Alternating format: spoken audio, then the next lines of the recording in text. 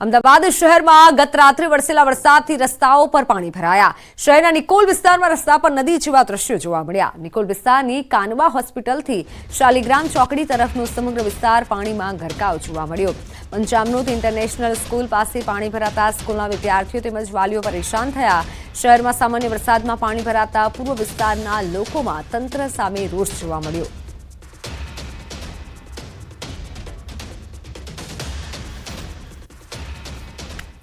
અમદાવાદના નિકોલ વિસ્તારના આ દ્રશ્યો છે કે જે પૂર્વ વિસ્તારમાં હોવાને કારણે જાણે કે નિકોલ વિસ્તારમાં પાણીની કોઈ જ સમસ્યાનું સમાધાન નથી તેવું બિલકુલ લાગી રહ્યું છે। આપ જોઈ રહ્યા છો લોકો મહા મુસીબતે અહીંથી વાહન પસાર કરવા માટે મુશ્કેલી અનુભવી રહ્યા છે। પેલા ભાઈ જેમની ઉંમર લગભગ 50 વર્ષની હશે છતાં બી આપ જુઓ કે ટેમ્પો જે રીતે તેઓ ખસેડી રહ્યા છે આ તંત્રના પાપે અહીં અમદાવાદ શહેરની અંદર આ પ્રકારની હાલત છે।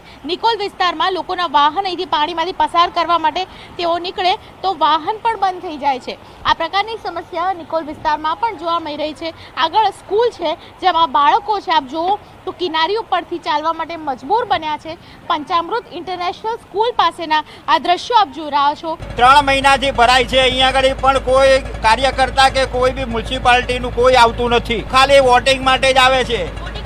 હા, કોઈ જોવા નથી આવતું, નહીં આવતું। હા, ગઈકાલે રાતનો વરસાદ આની પહેલા આવેલો સાંજે 6 વાગે ને રાત્રે 2 વાગે ત્યારનું પાણી। એટલે 24 કલાકથી પાણી ભરાયેલું જ રહ્યું। હા, પણ પાણી ભરાયેલું ઓછું થતું નહીં, ઓછું થતું નથી, બિલકુલ નહીં થતું, ક્યારેય નહીં થાય। ક્યારેય નહીં થાય। અચ્છા, તો 2 દિવસ પહેલા જે વરસાદ પડ્યો એનું પાણી પણ અત્યારે એનું પાણી બી છે। બિલકુલ, તો 24 કલાક પહેલા વરસાદ પડ્યો હોય તો તે પાણી પણ આજે ભરાઈ રહ્યા છે।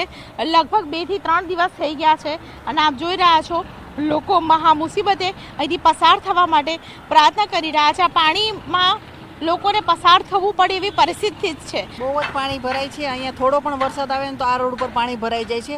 અહીંયા સામે સ્કૂલ છે તો લોકોને આવવા જવામાં બહુ તકલીફ થાય છે। પરેશાની છે અમદાવાદ શહેરની, વિકસિત અમદાવાદની, કે જ્યાં નિકોલ વિસ્તારમાં જ હજુ જાણે કે વિકાસ ન પહોંચ્યો હોય તેવું લાગી રહ્યું છે। આપ જુઓ જાણે કે નિકોલ વિસ્તાર પાણી થઈ ગયો, દરિયો બની ગયો હોય તેવી પરિસ્થિતિ છે।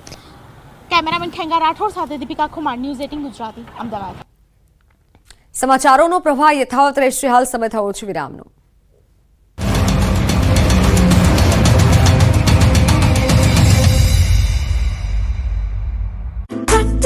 અસરગ્રસ્ત થયેલા વિસ્તારોની મુલાકાત લીધી।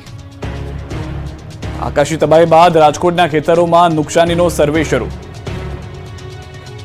રાજકોટમાં ભારે વરસાદ બાદ ગામડાઓમાં તબાહી મચી છે। ખેતરોમાં પાક તબાહ થઈ ગયો છે। ખેડૂતોને માથે ઓઢીને રડવાનો વારો આવ્યો છે, ત્યારે વરાપ નીકળતા સર્વેની કામગીરી શરૂ થઈ ગઈ છે। રાજકોટના ખેતીવાડીમાં વરસાદથી પાક નુકસાની બાબતે સર્વેની કામગીરી શરૂ કરાઈ। જિલ્લાના 9 તાલુકામાં નુકસાની બાબતે સર્વેની કામગીરી હાથ ધરાઈ। વિસ્તરણ, અધિક મદદનીશ ઇજનેર, તલાટી કમ મંત્રી, ગ્રામ સેવક, આત્મ પ્રોજેક્ટના કર્મચારી, સરપંચ સહિતની ટીમ દ્વારા વિવિધ ગામોમાં સર્વે કરવામાં આવી રહ્યો છે। પડધરી તાલુકાના તરઘડી ગામે પાક નુકસાનીમાં સર્વે કરવા ઉચ્ચ અધિકારીઓ પહોંચ્યા। આજથી અલગ અલગ ખેતરમાં થયેલી નુકસાનીનો સર્વે હાથ ધરાયો। સર્વે પૂર્ણ થયા બાદ ખેડૂતોને વળતર મળશે। મેઘરાજાએ આ વખતે ઉત્તર ગુજરાતનો વારો પાડી દેતા શહેરો ડૂબી ગયા છે। તંત્રના પાપે ઉત્તર ગુજરાતનું એપી સેન્ટર મહેસાણાના સામાન્ય વરસાદમાં ડૂબી જવાના હાલ થયા। મહેસાણામાં માત્ર 3 ઇંચ વરસાદ ખબકતા હાલ બેહાલ થઈ ગયા હતા। મોટાભાગના રોડ પર જળબંબાકારની સ્થિતિ સર્જાઈ। ધોધમાર વરસાદથી મોટાભાગના વિસ્તાર બેટમાં ફેરવાયા। મહેસાણાના મોઢેરા રોડ તો જાણે બેટમાં જ ફેરવાઈ ગયો। અહીં ઢીચણસમાં પાણી ભરાયા। મોઢેરા ચોકડી તો પાણીમાં જ ડૂબી ગઈ। જ્યાં નજર કર્યો ત્યાં પાણી જ પાણી।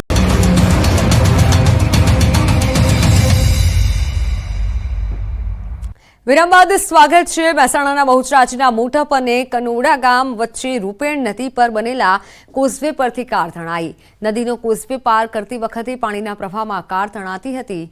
કાર ચાલક સહિત 3 લોકો કારમાં તણાયા હતા, જે બાદ 3 લોકોએ વૃક્ષોનો સહારો લઈ 3નો બચાવ કર્યો હતો, જે બાદ 3 લોકોને સ્થાનિકોએ રેસ્ક્યુ કરી બહાર કાઢ્યા હતા। આ બનાવમાં કોઈ જાનહાનિ થઈ નથી। પાટણના સિદ્ધપુર પંથકમાં ભારે વરસાદના પગલે નદી નાળા છલકાયા। ભારે વરસાદના પગલે કાલેડા ગામની સીમમાં પસાર થતી નદીમાં નવા નીર આવ્યા। કાલેડા વદાણી માર્ગ પર પસાર થતી ખારોબોહ નદીમાં નવા નીરની આવક થઈ।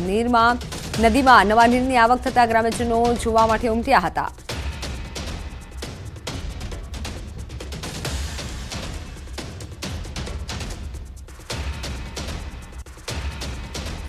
પાટણ જિલ્લાના રાધનપુરમાં ગત રાત્રે ધોધમાર વરસાદ વરસ્યો. 4 ઇંચ જેટલો વરસાદ વરસતા રસ્તાઓ પર પાણી ભરાયા. નીચાણવાળા વિસ્તારમાં વરસાદી પાણી ઘરોમાં ફરી વળ્યા હતા. રાધનપુરની વલ્લભનગર સોસાયટીના ઘરોમાં પાણી ઘૂસ્યા હતા. 10 જેટલા મકાનોમાં ઘૂંટણસમાં પાણી ભરાતા લોકોને ભારે હાલાકી ભોગવવાનો વારો આવ્યો. અનેક પરિવારોની ઘરવખરીને નુકસાન પહોંચ્યું. ઘરોમાં પાણી ભરાતા પાલિકા સામે સ્થાનિકોમાં રોષ જોવા મળ્યો. વીજનો કરંટ લાગવાની પણ લોકોને બીક લાગે છે. લોકો ત્રાહિમામ થઈ ગયા છે. કશું પણ ધ્યાન આપવામાં આવતું નથી. 75 વર્ષનો 4 વાગ્યાથી પાણી કાઢું છું મારા ઘરમાંથી, પણ તોય પાણી આવે જ જાય છે, આવે જ જાય છે.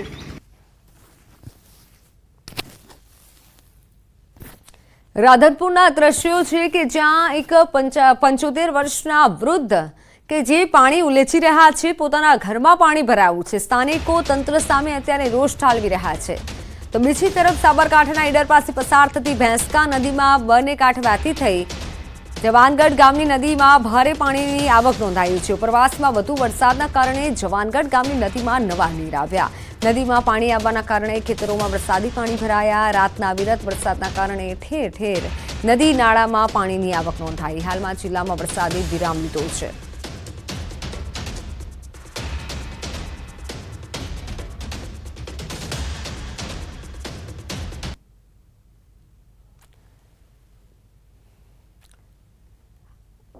તો રાજ્યભરમાં વરસાદી વાતાવરણ જામેલું છે. ત્યારે એક તરફ કોઝવે પર પાણી ફરી વળ્યા તો નદી નાળા પાટણમાં છલકાયા છે. સાબરકાંઠાના દ્રશ્યો છે કે જ્યાં પાણીની આવક થતાં હાલ ખેતરો પણ બેટમાં ફેરવાયા છે. ભેંસકા નદી બંને કાંઠે વહેતી થઈ છે. જવાનગઢ ગામની આ નદી કે જે બંને કાંઠે વહેતી થઈ છે. મહેસાણા, પાટણ અને સાબરકાંઠા એટલે કે ઉત્તર ગુજરાતમાં અત્યારે ધોધમાર વરસાદ થઈ રહ્યો છે અને ધોધમાર વરસાદના કારણે નદી નાળા છલકાયા છે.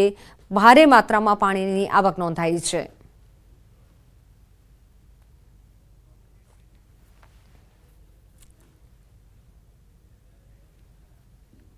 દ્વારકાના ખંભાળિયામાં ઢોરનો આતંક જોવા મળ્યો છે. આખલાએ બાઇક સવારને અડફેટે લીધો. ઘટનામાં યુવક ગંભીર રીતે ઇજાગ્રસ્ત થયો. યુવકને સારવાર અર્થે ખસેડાયો છે. દ્વારકામાં આખલાએ બાઇક ચાલકને અડફેટે લીધો અને બાઇક ચાલક ગંભીર રીતે ઇજાગ્રસ્ત થયો છે. ઘટનામાં આ યુવક કે જે ગંભીર રીતે ઇજાગ્રસ્ત થતા હાલ તો હોસ્પિટલમાં સારવાર અર્થે ખસેડવામાં આવ્યો છે. દિવસે ને દિવસે રખડતા ઢોરનો આતંક દ્વારકામાં વધી રહ્યો છે.